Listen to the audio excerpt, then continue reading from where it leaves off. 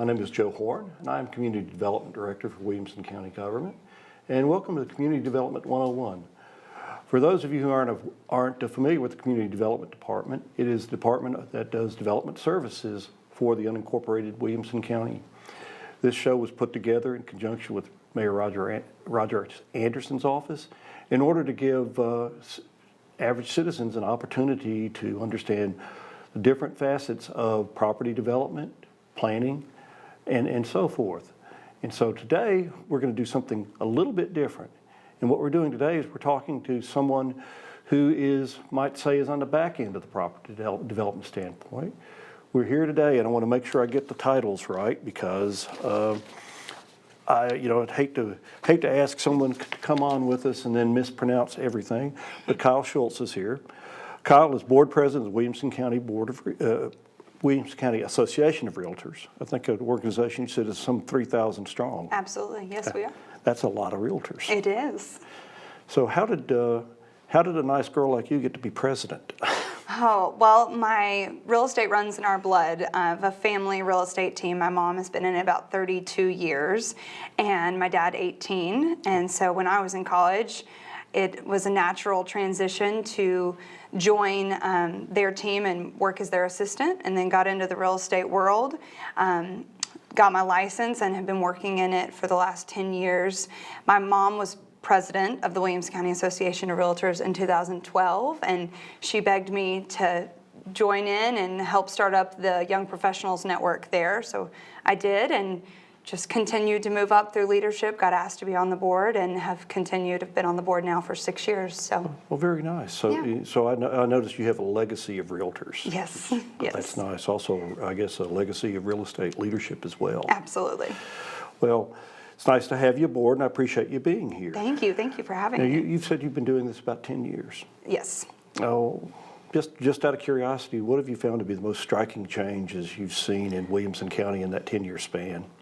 Oh, in Williamson County, I would just say the growth. It's been amazing being born and raised in Middle Tennessee. Mm-hmm. There's been an immense amount of growth, and it's been a beautiful thing. It's brought a lot of change, but it's also brought a lot of wonderful things for our community as far as services, our schools. There's just so many great benefits to the growth that has come. Although there's more people, there's also been a lot of things that we're getting to enjoy because of that growth. Quite understandable.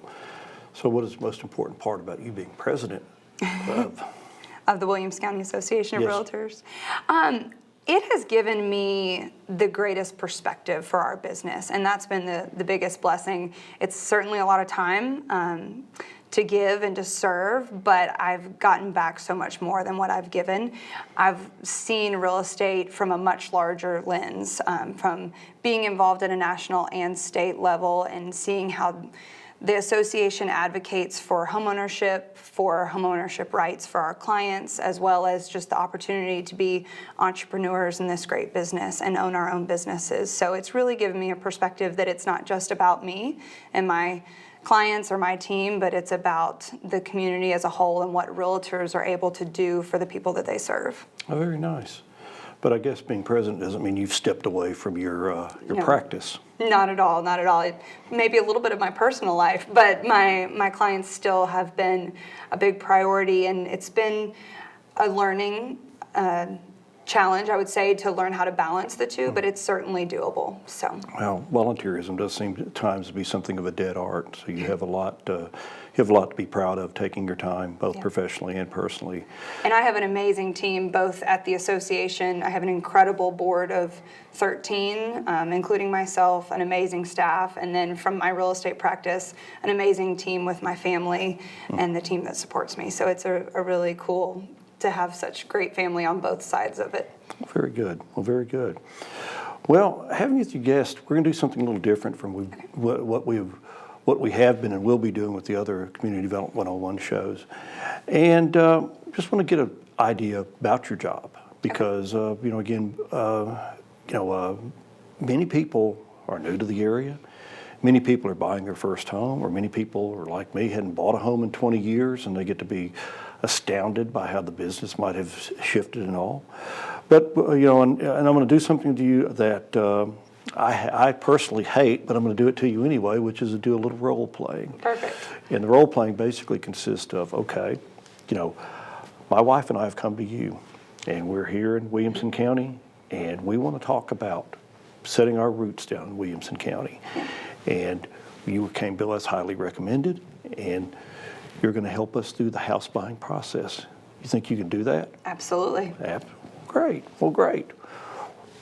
Assuming I'm a typical client, what is the first thing you do out of the box when you bring a new client on? Absolutely. So my first step would be what most realtors call their buyer consultation. And I really believe it all begins with expectations and setting the right expectations, as well as understanding. I'm a big believer that this is a breaking bread business, or in today's day and age, that kind of plays itself out as let's have a cup of coffee. Okay. Sit down, really understand your needs, your wants, and your expectations for me as your realtor representative, as well as a time for you to truly get to know me as your realtor and learn to trust me. Because if trust isn't there, then it won't be a successful relationship. So it goes both ways, that we really have to get to know each other. And at that initial consultation, after establishing both expectations and your needs as far as your future home, we'll talk about the prerequisites to buying. Do you have a home to sell? Do you have a lease that needs to be wrapped up? Anything that's pending before you're able to purchase that home. We'll also talk about financing and getting you in contact with the right lender and making sure you look into all the right financing options, because there's certainly a lot out there that's available to buyers. And then we'll kind of roadmap the process and go over what it looks like from due diligence to negotiating the contract, all the way up until closing. That way you're ready to hit the ground running when we start looking at homes. Interesting. Do you find when you do this, do you find that there's perhaps a schism between new home buyers or people who are looking to buy an existing home? Absolutely. The two processes are very different, even down to the inventory when looking at new construction is often not complete, so it takes a lot of vision. I feel realtors are able to really help their clients have vision in that area. But even the negotiations, the contracts, builders often have their own contracts. So all the way up to the closing table, the two processes are very different. Oh, really? That's what I always imagined. But for instance, let's tackle new construction first. Okay. You got a typical client, and let's say after particularly if they're new from here, I'm sure you have to have the sticker shock conversation. Yes. But let's say we've gotten through the sticker shock conversation, generally speaking, just throw anything out. How many houses you typically show someone before you get a nibble, or perhaps someone that this is where I want to be? Where you want to be. I think it all depends, like you said, on focus and how focused they are. We have some buyers that come along and they're familiar with Williamson County. They know the neighborhood they want to be in. I may take them out and spend a weekend with them, and there's several neighborhoods that have multiple builders, so we'll take a look at a few builders, a few floor plans. They'll hone in, and after 5 or 6 viewings, say, this is my builder. We'll pick the lot, pick the floor plan, and move forward with the process. Other times it takes longer. For example, if someone's coming from out of the county or out of state and they really need to get to know the area, have a little time getting familiar with what neighborhoods fit in their price range. And once they really know the area and know what their options are, after a few weekends, they can usually hone in on a neighborhood, and then we can focus on who's the builder, what's the floor plan, what's the lot you want to be on. That's got to be a large number of hours on your part. I think it's luckily with today's technology and the options that are available for people to really see things online before going out, we can do a really good job of educating our clients and providing them a wealth of information ahead of time to help them make their decision quickly, because they've got things they want to do, family and friends they want to spend time with. So although I'd like to think they want to spend 6 hours in a car with me on a Saturday, I think probably not. Well, see, that's what happens when your interviewer is someone that hadn't bought a home in 20 years. I remember the let's get in the car and drive around. And we do a fair amount of that. Yeah. So it goes back to building that trust. You really gain some trust with that time in the car. Well, you said something about this, and I want to go back to this a little bit. We talked a little bit managing your clients' expectations, because it can be a bumpy road to the closing table. Yep. Can you speak a little bit about that? Absolutely. I think expectations are the most important part. There's so many hands that go into the process of building a home, from the contractors and subcontractors and all the various trades, as well as the materials that are being shipped in. They're not necessarily coming from the area locally, as well as the zoning inspections and codes inspections that go into the process. There's just a lot of processes to get your home to that perfect condition where it's ready for you to take possession of it. And it's not if there will be delays, but it's when there will be delays. There's always also, the weather, and making sure that it's that perfect temperature to pour footers and that perfect temperature to put the roof on to dry in the house. So it's helping clients understand that process ahead of time so that they know and they're prepared for that. And I think realtors really bring value when they step in and they say on the front end, let's make your move plan. Does this look like you going into a short-term rental? If you're building from start to finish, does it look like negotiating a couple extra weeks in your home you're selling in order for you to have a buffer in case we have perhaps a delay from a certificate of occupancy that takes a couple extra days to receive from the county? So realtors are really able to help educate their clients on the front end and plan accordingly so that it's a smooth process, because the right expectations and the right planning, you can't plan for everything, but you can certainly do your best job to prepare yourself, and then helping them navigate, if things do happen, how to adjust and react accordingly to still get to the closing table, because both the buyer and the seller, in the end of the day, both want the same thing. I see. Well, I will admit this. One of the statements we dread hearing from someone, be it you, the builder, or even the home buyer. We have a closing scheduled. That's not bad. It's when they say, we have a closing scheduled tomorrow. What can we do? Yes. and we do try to accommodate folks when that happens, because it's pretty easy to put yourself in the position of someone, particularly someone coming in from out of town. I think I admitted to you when we talked a week or so ago, I've been through 3 closings in my life, and they've all been, dare I say, experiences. Yeah. Not religious experiences. At times they've been irreligious experiences, but they've been experiences, but they all tend to go a slightly different way. And I think that's really where the value of the Realtor Association comes in. Your realtors, someone to be called a realtor is someone who is a part of the association.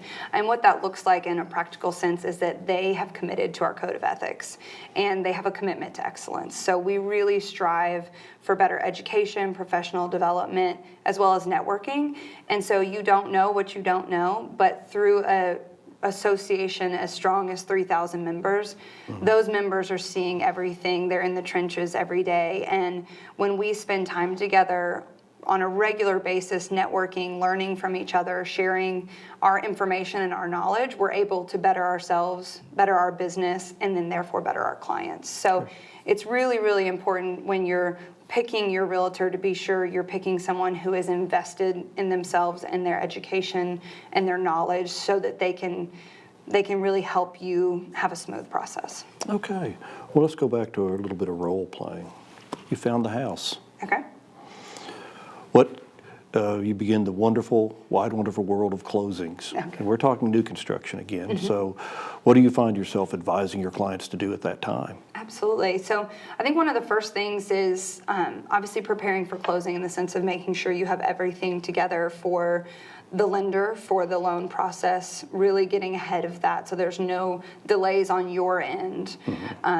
When it comes time for closing, because there tends to be a big lull with new construction of the houses being built. There's not a lot happening right now.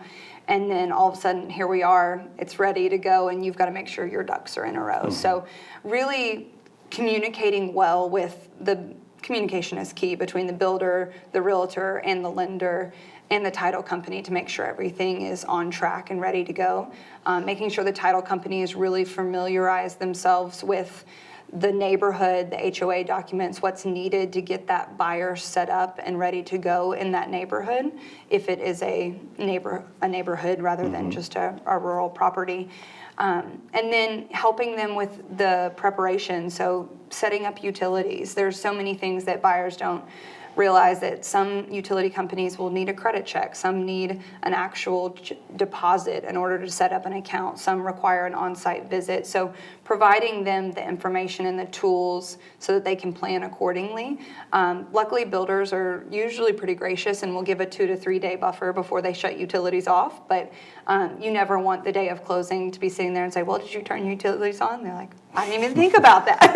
That's not a good feeling. So making sure that's done ahead of time, and really setting expectations for the move process. One of the things is with closing is that possession is given when it's truly closed. And so in the state of Tennessee, closing is not when the papers have been signed, but when the money has been transferred and insurance is in place. And builders are very, as they should be, very strong on that, because they don't have the type of insurance that covers your household personal items. So I can't tell you how many times I've been at the closing table and they're like, oh, my refrigerator's getting delivered right now. I'm like, we haven't even signed the last document.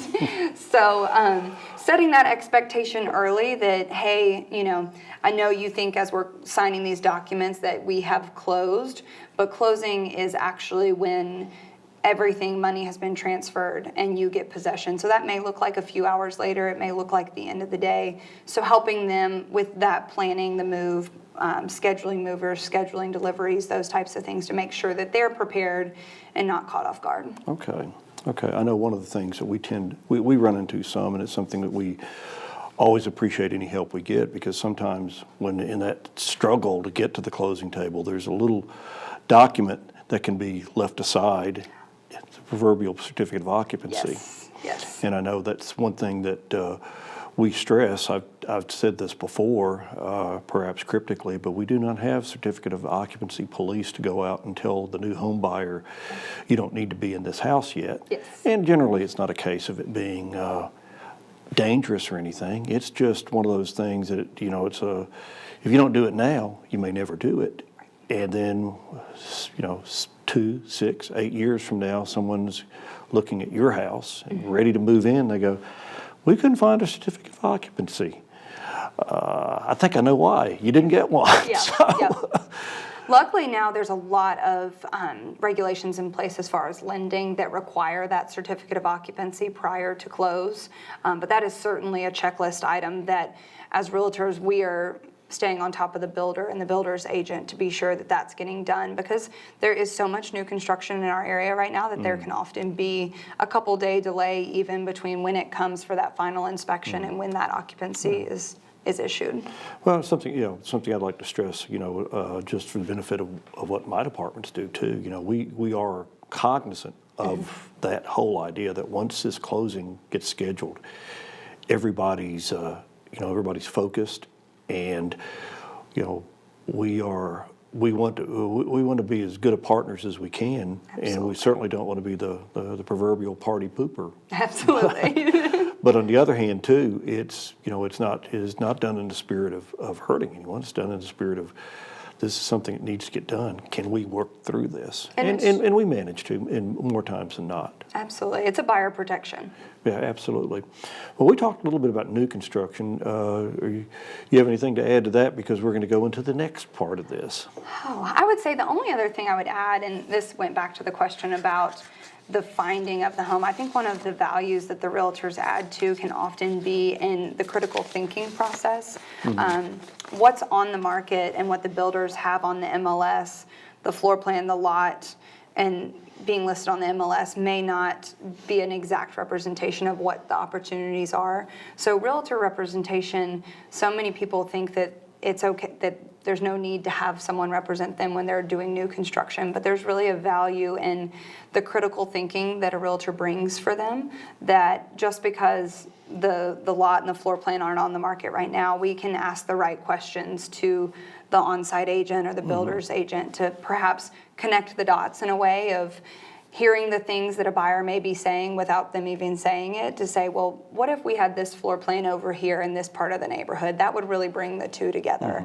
Or perhaps we had a situation 2 years ago where I had a client that wanted to purchase in Berry Farms. They knew they wanted to be there.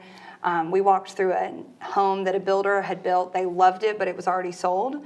And we said he wasn't building anything else in that neighborhood. We went and ended up finding a lot they loved. And through the association, I had built a relationship with the realtor that represented that builder. And I just went to him and said, hey, will you look into buying this lot? And they were able to purchase the lot from the other builder and ended up being able to build the home my client wanted on the lot they wanted. So it was really a beautiful working together and a kind of critical thinking. It took a few extra steps to get there.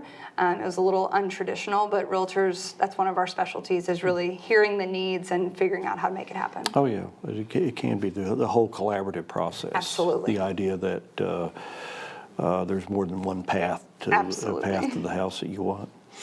Well, we talked about new construction. Yep. Let's talk about existing construction a little bit. That can create some other issues, some of which that my departments at times get involved in. Yes. But you got a client and they want to go into an existing neighborhood. Yes. How do you, let's let's jump ahead. Let's say they've found their dream home. What do you advise them to do as far as due diligence, for instance, checking records and things like that? Oh, absolutely. Well, I think the first step for someone purchasing an existing home is getting a hold of that Tennessee Residential Property Condition Disclosure. That is the 7-page document that the seller homeowner is able to disclose any adverse facts as well as provide information on the property. So it's going to answer questions to gas utility, sewer utility, water. So is it on a well? Is it on septic? Or on sewer? Is it natural gas or propane? And then that really shapes the due diligence period as well as what questions we need to be asking. So if it's on gas, if there's a propane tank, is there a lease there? Does there need to be a proration based on the leased the propane tank? If it's on septic versus city sewer, then we need to ask the questions of, have we looked at the permit? Is it perked for the right number of bedrooms to what's being marketed on MLS? And then checking with your department on, has there been any failure rates? Has there been any past inspections or pumpings? Just providing them as much information as possible. So oftentimes we refer to that as the inspection period. That amount of days is always negotiable between buyer and seller during the contract negotiations. I think it's important to give yourself plenty of time to really do your due diligence, to find as much information about the property, and doing that, starting with a home inspection and then moving forward with potentially septic inspections, roof inspections, and then taking it a step further in that perhaps your client, I think this goes back to that initial consultation, knowing their wants and needs. Do they want to add a pool? Do they want to do an addition or any major renovations? So all of those things require certain permits with the county, potentially have permits necessary or approvals necessary from HOA, covenants and restrictions, as well as architectural review boards. So it's really important to understand the regulatory bodies that are going to affect what you want to do with your home and the end product that you want to have. I know we spend a lot of time going through that in itself. I know one thing on the septic side, we have the ability, we will come out and make a technical visit. Yes. And go out and it can be a good news, bad news visit. The good news, we can make sure that verify that there's no failure, verify where the lines are, verify a lot of things. Now, the ones that we don't enjoy going out and finding is in someone decided that, wouldn't this be a great place to pour a foundation and put up a gazebo? Yes. And then those are the ones that bedevil us a great deal. And, that's one reason why we not only do this on the back end, but also on the front end. There are a lot of things that go into a property that doesn't necessarily need a, quote, building permit. We don't write a building permit for a gazebo, but what we will do is write you a zoning permit and develop a site plan with, between the staff and the folks, the owners, to say, this is where you can put that right there. If you put it there, you ought to be good. Absolutely. And that way we just keep from getting into these perhaps intractable things. And you said earlier too, the bedroom issue is very important. Yep. And also, it is what by state law they determine the capacity of the system. And, it's pretty important from our standpoint on that one, is because in many, many parts of the county, your grandchildren, I guess you need to have children first, but your grandchildren will still be waiting for sewer service to get out there. And so Absolutely. if you have a lot that has a problem, it may be a pretty intractable problem, and that doesn't make anybody happy. Nobody. But, back to this too, the other thing one thing we point out too is when people get a house, let's say a 25, 30-year-old house, you got to ask some pretty strong questions. State law changed, I know, 74, I believe, where there are still subdivisions out in the unincorporated county that have one septic field. Yes.